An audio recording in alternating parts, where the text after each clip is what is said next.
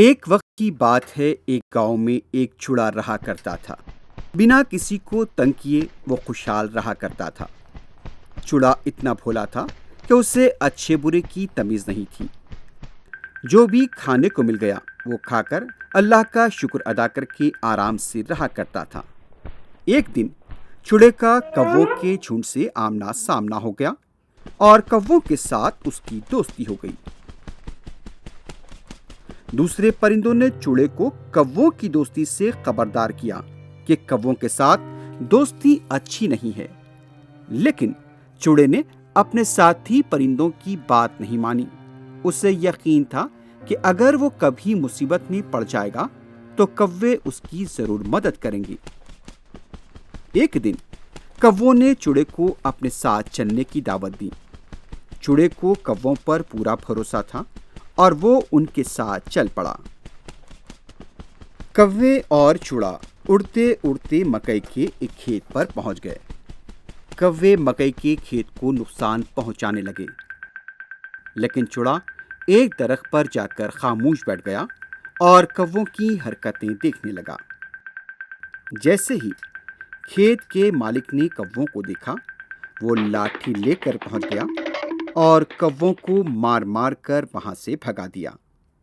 کوے اپنی جان بچانے کے لیے وہاں سے بھاگ گئے۔ ادھر چڑا حیران تھا کہ آخر ہو کیا رہا ہے۔ وہ درخت پر بیٹھ کر کووں کو اڑتا دیکھ رہا تھا۔ ادھر کووں کو بھی پتہ نہیں تھا کہ آخر چڑا کہاں پر رہ گیا۔ وہ خود غرضی کی وجہ سے وہاں سے دور نکل گئے۔